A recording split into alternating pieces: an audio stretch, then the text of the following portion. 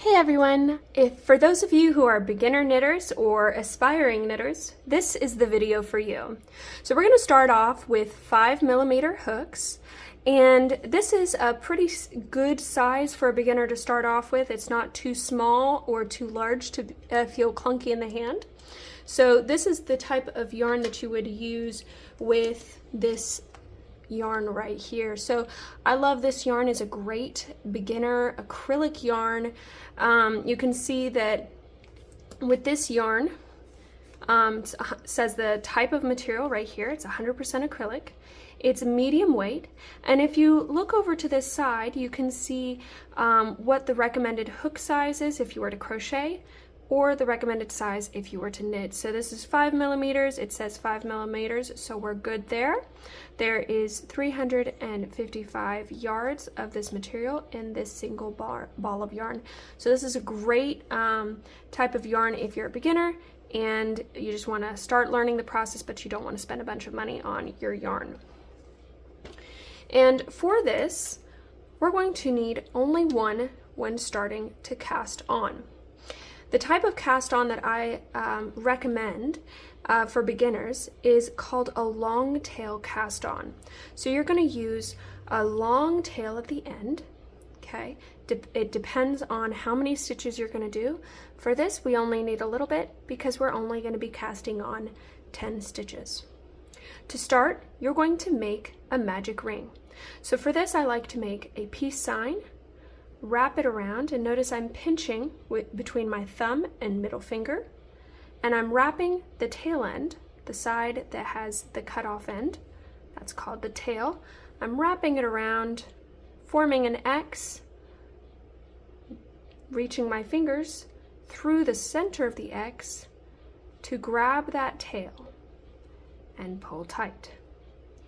You know you've done it correctly if when you pull on the tail end, it tightens, and if you pull all the way, it completely comes out. That's an excellent indication that you've done the knot correctly. So again, make your peace sign, wrap your yarn around your hands to make the X, reach through, pinch and pull your tail through, and pull tight.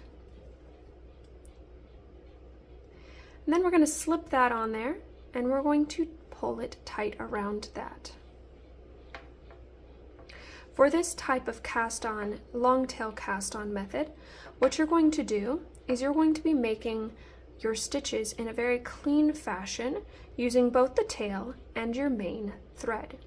So taking your thumb, you're going to push back and up, and you're going to grab the back end of it like so. Then you're going to wrap with your left hand around the hook and pass it back over. I will then pull tight, and you can see that you have two perfectly identical lovely stitches. So again, take your thumb, wrap around, grab the back, pass over a second time, and pull tight. Let's do that again. Wrap around, grab the back, pass over, pull tight. We're going to make 10 of these.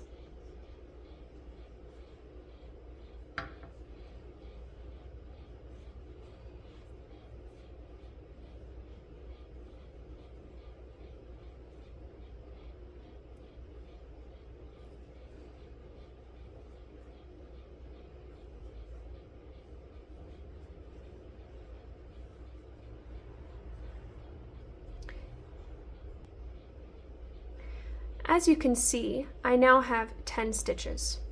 The way you count is by noticing the little loops going across. So we have 1, 2, 3, 4, 5, 6, 7, 8, 9, 10. But say for instance, you miscounted when you were casting on and you accidentally put an extra 2.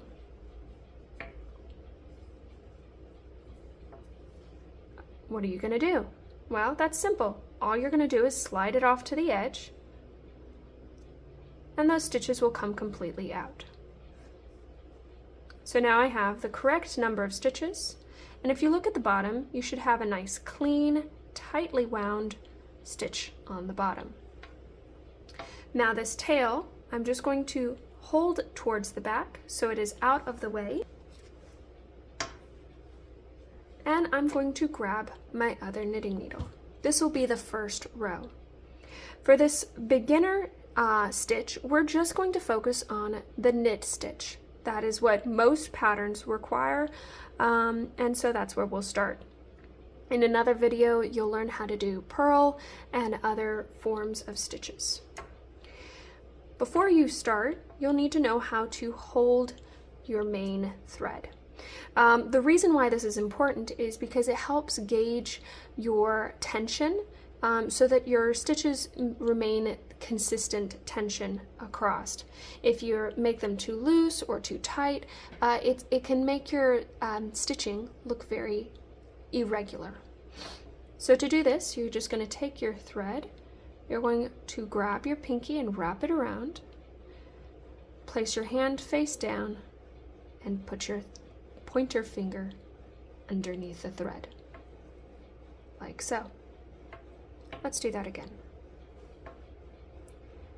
Take your pinky, wrap it around, hand down, finger up. One more time. Pinky round, hand down, finger up. And then you can grab your knitting hook, a knitting needle like this. Something to keep in mind is you want your hands to be close to the tips of your knitting needles. This will help you control and make sure that none of the stitches fall off the tip of your needle. To do a knit stitch, you're going to go under the front half of that loop, wrap it around from back to front, pull through, and slide it off. Now the stitch that was on this side is now on this side. Let's do that again. In from front to back, wrap from back to front, slide under, and pull off.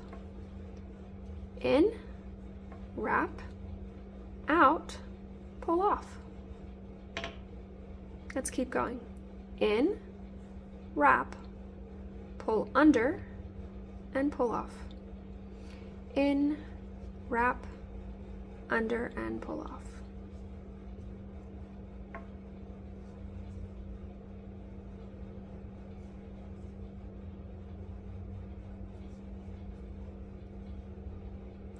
Once you get to the last stitch, you're going to continue with the exact same motion.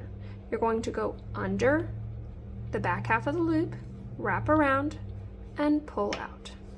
Now all the stitches that were on your left hand are now on your right hand. So the way you start your next turn, you're going to swap hooks or swap needles and proceed at same as before. You're going to go in, wrap, pull through, and lift off. It's important to note that you're going under this bar and not through the bump.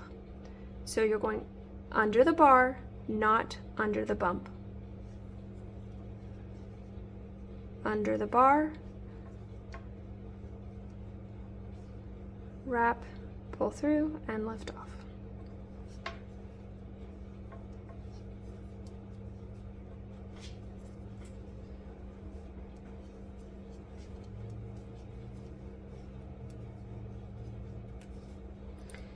You'll keep doing this until you reach the length that your pattern or you desire.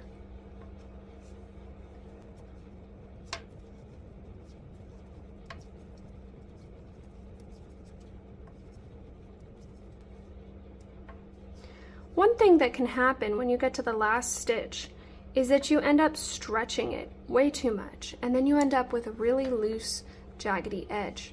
So be mindful on the first and last stitch of each row to not pull your hook too far apart, because then you'll have uneven tension. Keep those needles close together so that it's easy to transfer your stitch from one needle to the other.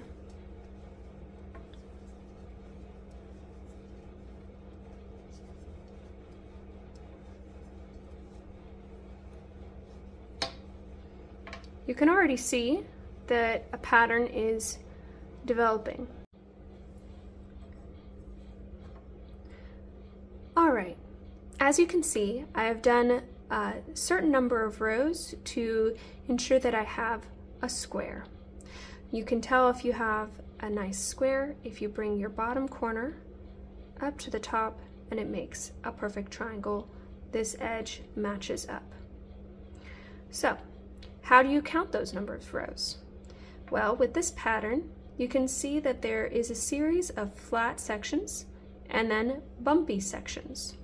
These flat sections are called knit stitches, and these bumpy sections look like purl stitches.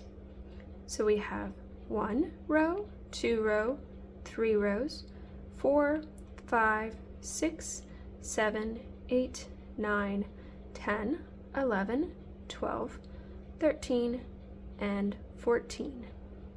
So this row will make our 15th row. So you can see that it took more rows to get the same width. Additionally, this stitch is called the garter stitch. You can see that nice ripple effect. Even though I'm knitting across every single stitch, that pattern that is created is called the garter stitch. It is one of the most common stitches in knitting. So how do you get the stitches off the needle? Well, again, you're going to knit your first stitch, knit your second stitch, and here's where things switch up. I'm then going to reach across, grab the first stitch I made, and I'm going to pull it over top of the second stitch. So you can see that that stitch is now hung across the second stitch. Let's do that again. Knit, knit 1. So I'm going to grab the one furthest in. I'm going to pull it over the front stitch. And now I have one again. So this is my number 1 stitch. Here I'm knitting my number 2 stitch. I'm going to reach into my number 1 stitch and pull it over my number 2 stitch.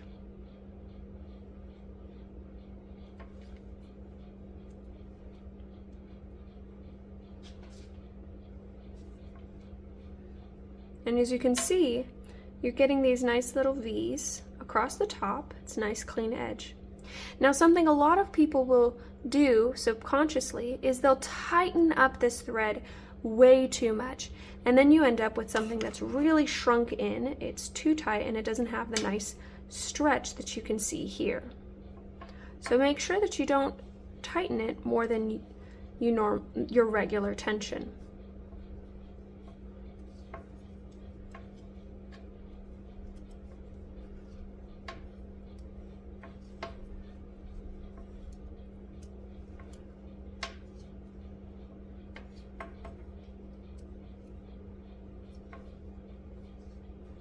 Now I'm at my last stitch, and I'm going to do the exact same thing. I have no more stitches on this side, but I'm still going to grab that back piece, back stitch, pull it over like so, and I have 1 stitch left. So the final step is to get this off is I'm going to take a sizable amount like so, and I'm just going to clip that yarn. Now I can pull that loose, and all I'm going to do is I'm going to reach my fingers through that opening. I'm going to grab that thread that I just cut, and I'm going to pull it through. And when I pull tight, that's going to make a nice little knot that will keep it from unraveling. So you can see I have a nice clean edge on the bottom, I have a nice clean edge on the top, and here's my little block. The next step is to weave in these ends. What you'll need is a nice large-eyed needle, and if you would like, you can use a thread a threader. Place the threader through the hole. Put your yarn through the hook and pull through. You will then proceed to weave that yarn in and out, going into the heart of each stitch. You want to be careful not to scrunch it up because otherwise you'll misshape it. If you do so, simply tug it before you keep weaving. A good practice is to go back and forth multiple times, because if you go in a straight line, what can happen is you can pull, it gets stretched with natural use, and the tail end of that thread will slowly start to peek back out. But if you weave it back and forth, it's less likely to pull out.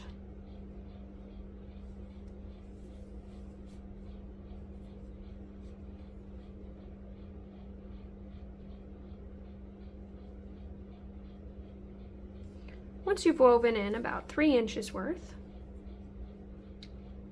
you can simply cut away all the extra. This part was left simply so that you have enough to use to thread your needle with. Cut that off as close as you can. And now we're ready to do the other one. Place the threader through your needle. Place your thread through the threader. Pull through. And now we're ready to weave it in.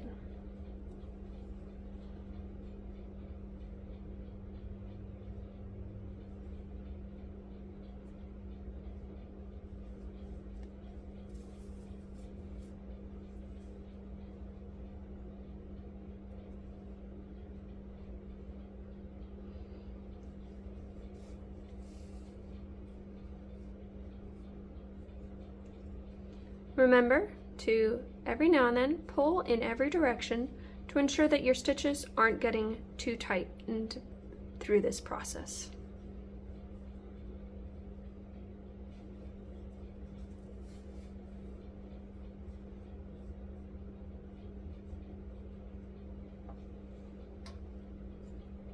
Take your scissors, cut as close as you can to this thread without cutting your project. And there you have it, a perfect little garter stitch. Join me for the next one. Have a great day.